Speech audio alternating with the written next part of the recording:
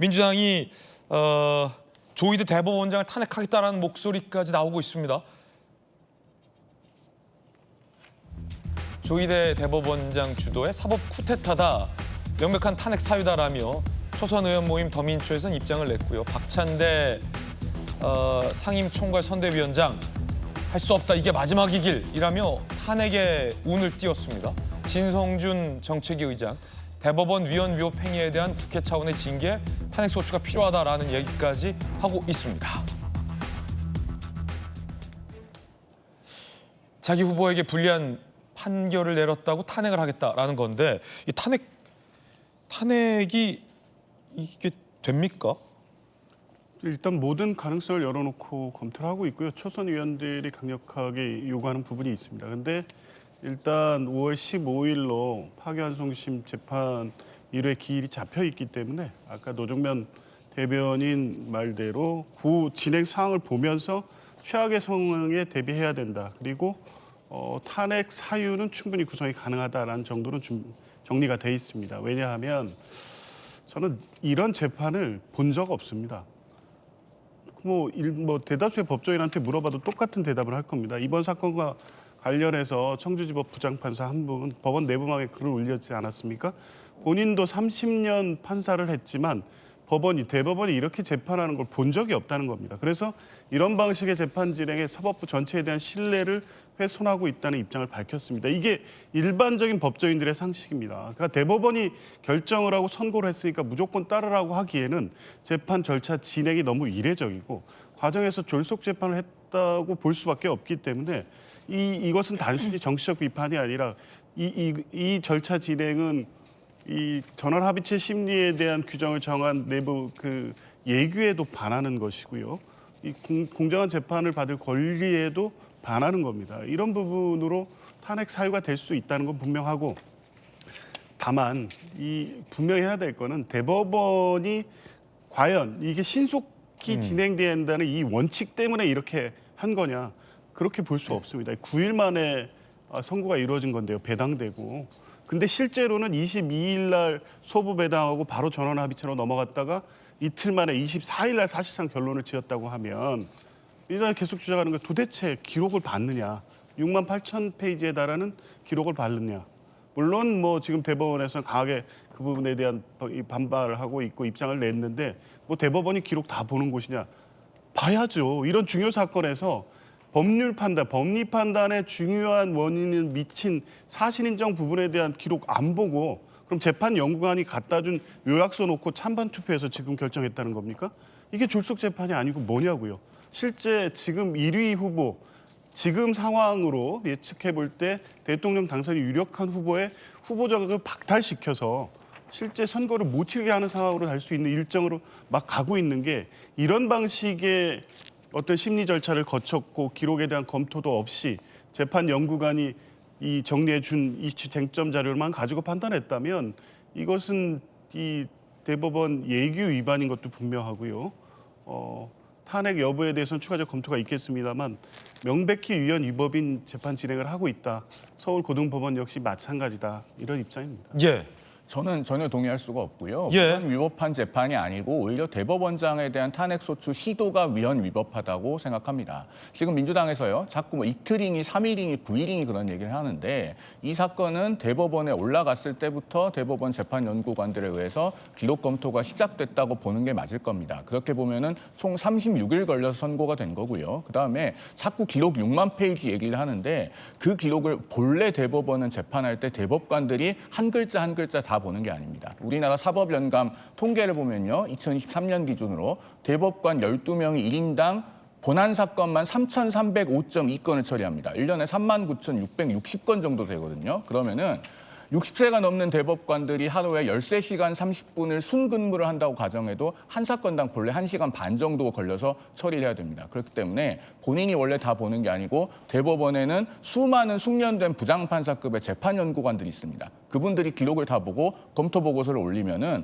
대법관들은 필요한 부분에서 기록을 보는 거예요. 오히려 이재명 후보에 대한 사건은 기록을 훨씬 더 대법관들이 많이 봤다고 보는 게 맞을 겁니다. 네. 전원합의체가 합의를 하고 토론을 했으니까요. 그 부분에 대해서 이은구 대법관, 오경미 대법관 이거 너무 빨리 하는 거 아니냐라고 반대 의견을 내니까 주심 대법관인 박영재 대법관을 비롯해서 5명의 대법관이 보충 의견에서 아주 상세하게 적었습니다. 어떻게 우리가 기록을 받고 심리를 했고 충실한 심리를 희생하지 않으면서 1심, 2심에서 장기간 지연된 것을 바로잡았다. 그게 대법관 5명이 상세하게 밝힌 의견이고 제가 궁금한 거는 12명 중에서 10명의 대법관이 다 유죄 취지를 파기환송한 거잖아요. 그럼 민주당의 주장대로 조희대 대법원장이 내란 쿠데타를 벌인 거라고 하면 12명 중 10명의 이 대한민국의 대다수 대법관이 다 공모를 해서 대선에 개입하고 사법 쿠데타를 벌였다는 얘기인데 이렇게 볼 수 있는 근거가 있느냐라는 게 좀 논란이 될 것 같은데 어떻게 보세요? 실제로 대법원 내에서 공감대가 없었다면 이게 대법원장이 직권으로 전원합의체 회부한다고 해도 대법관들이 아마 그 자리에서 평의를 거부했을 겁니다. 그런데 모두 다 각자 의견을 내고 다수 의견은 30페이지가 넘고 반대 의견도 40페이지가 넘고 거기에 다수 의견에 대한 보충 의견 그리고 반대 의견에 대한 보충 의견까지 있습니다. 그렇게 해서 판결문이 한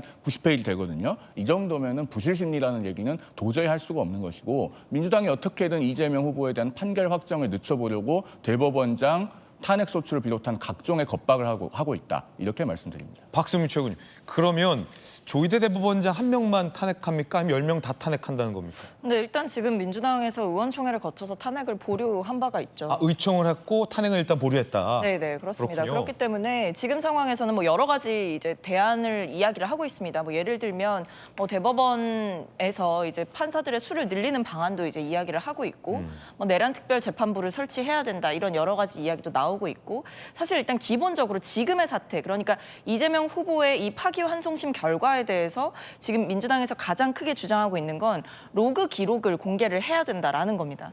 그러니까 이게 앞에서 뭐 충분하게 검토했다 뭐 이런 이야기들을 다 하고 있고 사실 대법원에서도 그런 어떤 해명 아닌 해명들을 내어놓고 있지만 사실 국민들이 보셨을 때에는 왜 이재명 후보의 건에 대해서만 이렇게까지 무리하게 속도를 냈느냐라는 것이고 동시에 또 지켜봐야 될 건 내용적으로 봤을 때에도 이것이 1심과 2심의 결과가 판이하게 달랐고 2심에서 무죄가 나온 결론을 유죄로 뒤집는다라는 취지의 파기환송을 할 거였다라고 한다면 대법관들 사이에 충분한 전원합의체 내의 토론과 그리고 기록에 대한 충실한 검토가 필요했다라는 것은 형식적으로 봤을 때에도 지적할 만한 부분입니다.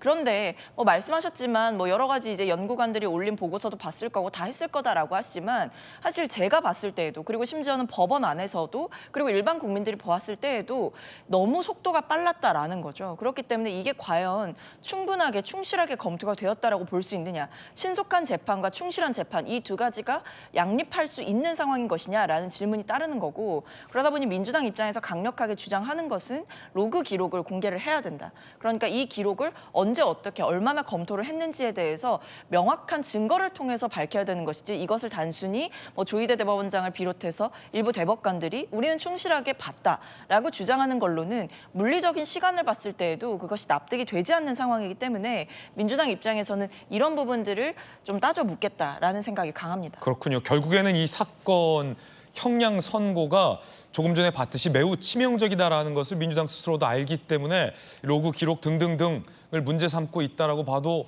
될 것 같습니다.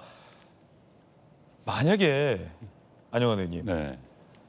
이 파기환송심, 우리 사법부가 이런 이 정치적인 압력 때문에 재판, 무서워서 나 재판 안 할래.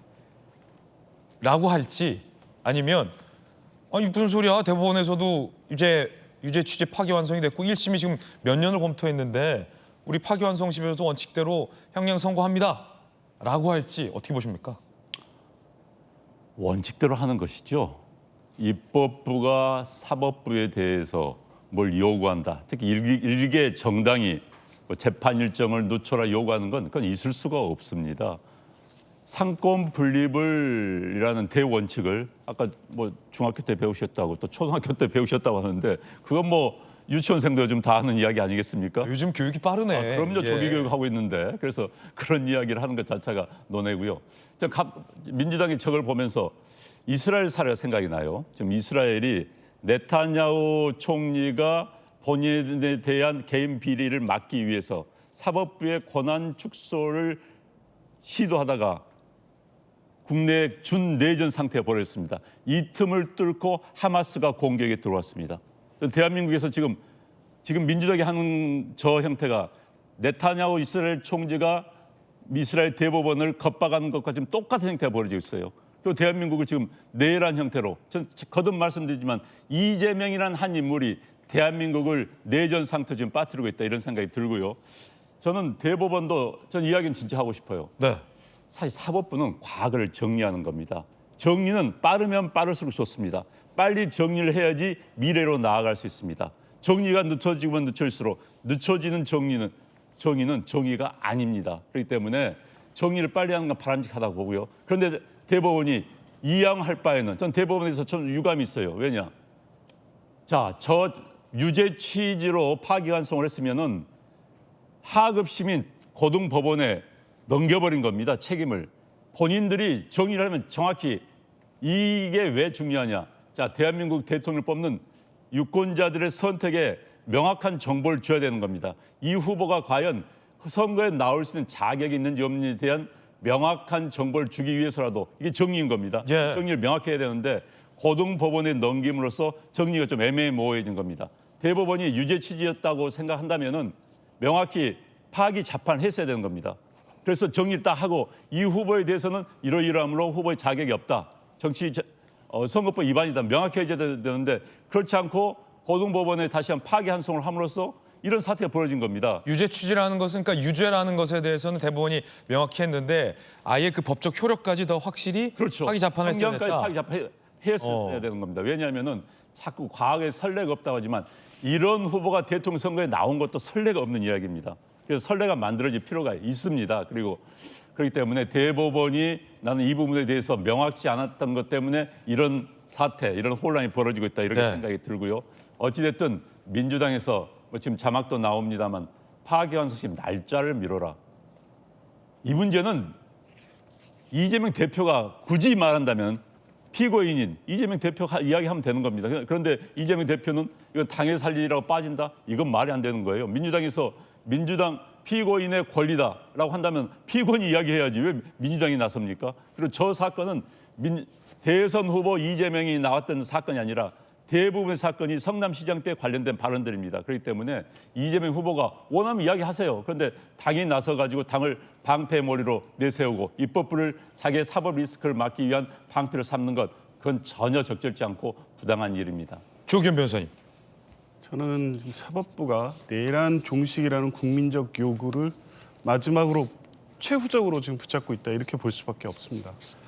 얼마 전에 보십시오. 지기현, 지금 윤석열 전 대통령의 이 내란 우두머리죄 재판하고 있는 지기현 재판부가 70년 형사사법 역사상 없는 결정을 했습니다.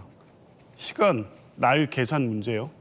전혀 할 수 없는 재판을 해서 윤석열 대통령을 석방시켰고요. 그런데 검찰은 항고도 하지 않고 지금 그 나머지 주요 임무 종사자들이 모두 구속돼 있음에도 불구하고 윤석열 전 대통령은 그냥 거리로 활보하고 있습니다.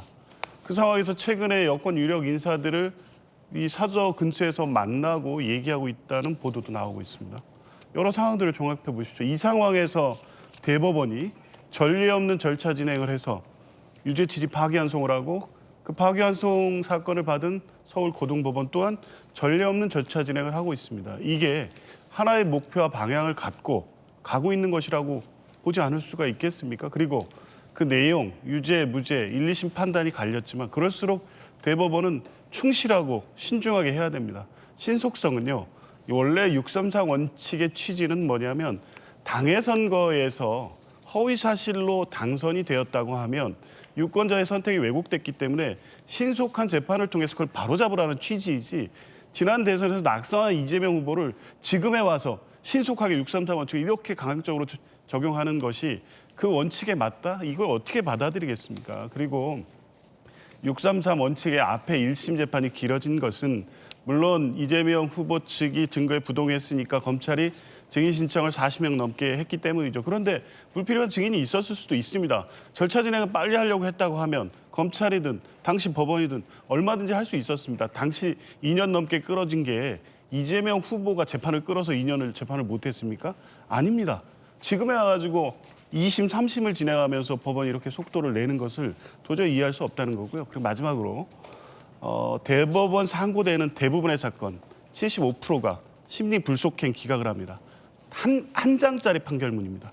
그 판결문의 내용은 뭐냐면 상고심 절차 진행한 특례법에 의해 사유에 해당되지 않는다라는 이유로 대부분의 사건이 상고 기각으로 종결이 되는데 그런 사건조차도 다 아시겠지만 최소한 2달은 걸립니다. 재판 소부에 배당이 돼서 그래도 이 사유가 해당되는지 상고 이유에 해당되는지에 대한 법률적 판단을 재판연구관들이 해서 보고를 하고 그걸 받은 소부에서 판단을 하는데 시간이 필요한 겁니다.